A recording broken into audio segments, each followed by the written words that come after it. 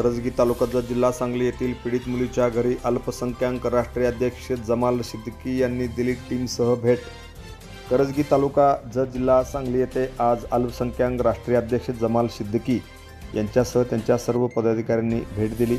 यावेळी त्यांच्या समवेत प्रदेशाध्यक्ष इद्रिसभाई मुलतानी, प्रदेश सचिव फारुखभाई जमादार, जिल्हाध्यक्ष आजमभाई मकानदार, भाजपा शहराध्यक्ष अण्णा बिसे, रियाजभाई शेख, इम्तियाज भाई महात, जत येथील युवा नेते माननीय सद्दाम अत्तार, अशोकजी कोळी, मुफ्ती युनुस मुल्ला, फिरोज वसट्टी यांच्यासह अनेक मान्यवरांनी आज भेट दिली। कुटुंबियांच्या दुःखामध्ये सामील होऊन दुःख व्यक्त करून, जसं की सीता मायेला रावण स्पर्शही केला नव्हता आणि त्या रावणाला आपण प्रत्येक वर्षी जाळून दहन करतो। आपल्या इथं ती प्रथा कमी आहे, तमिळनाडू साईडला वगैरे जाऊ रावणाला प्रत्येक वर्षी जाळतात, फक्त सीतेकडे बघितल्यामुळं।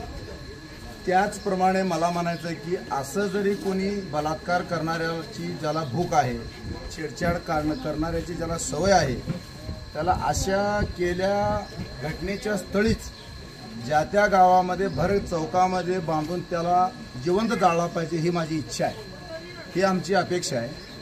जसं श्रीकृष्ण म्हणत होते, प्यासे को पानी पिलाओ, रोते हुए कि आंसू पहुँचो, और भूखे को अनाज खिलाओ, और जहाँ अन्याय होता है वहाँ न्याय देने के लिए कुछ भी शिक्षा लगे, उस शिक्षा भोगने का जो प्रयास है वही दुनिया में सबसे बड़े आदमी के जीवन में का पुण्य है असं सांगण्यात आलं। ते पुण्य आम्ही सर्वांनी एक श्रीकृष्ण म्हणून ह्या कुटुंबियांना मदत करून ह्याला जास्तीत जास्त शिक्षा कशी लागेल यासाठी आमचा प्रयत्न लागेल, एवढंच मी सांगतो। 2-3 दिवसापूर्वी 6 तारखेला जी घटना घडली या करगी गावामध्ये ती अतिशय निंदनीय आहे। एका लहानशा चिमुरड्या मुलीवर जो लैंगिक अत्याचार करून तिची जी हत्या करण्यात आली, त्या घटनेचा आम्ही सर्वांनी पहिल्या दिवसापासूनच निषेध करत आलो आहे।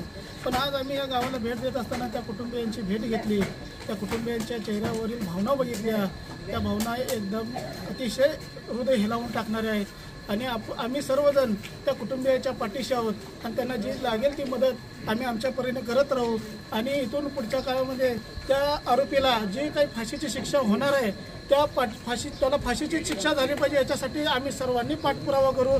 पण त्याच्या मागे लागून त्याला लवकरात लवकर फाशी झाली पाहिजे अशी आम्ही देवेंद्रजी फडणवीस यांच्याकडे पत्राद्वारे मागणी केलेलीच आहे, पण त्याचा पाठपुरावा देखील आम्ही नक्कीच करू। आमचे राष्ट्रीय अध्यक्ष जमालभाई सिद्दीकी पश्चिम महाराष्ट्राच्या दौऱ्यावर आहेत।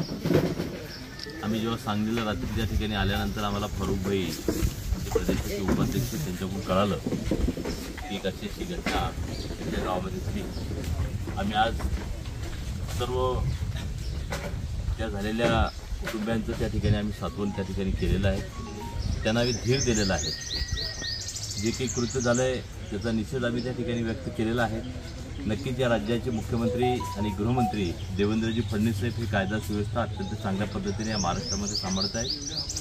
24 तासाच्या आत त्या ठिकाणी आरोपीला त्या ठिकाणी अटक केलेली आहे आणि नक्कीच त्या ठिकाणी त्या कुटुंबियांना न्याय देण्यासाठी देवेंद्रजी यांच्या नेतृत्वाखाली सरकार करेलच, त्यात कुठल्याही प्रकारची शंका नाही।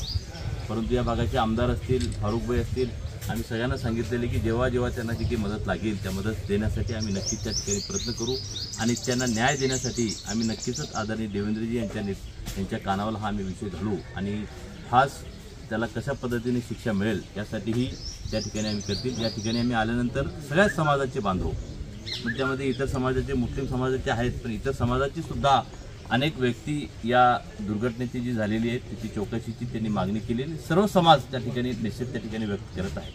त्यामुळे याच्यामध्ये कुठल्याही प्रकारचं राजकीय नाही आहे आणि नक्कीच ते त्या ठिकाणी जमालभाई केंद्रामध्ये आणि राज्यामध्ये दोन्ही ठिकाणी त्या ठिकाणी न्याय मिळवून देण्यासाठी आम्ही प्रयत्न करू।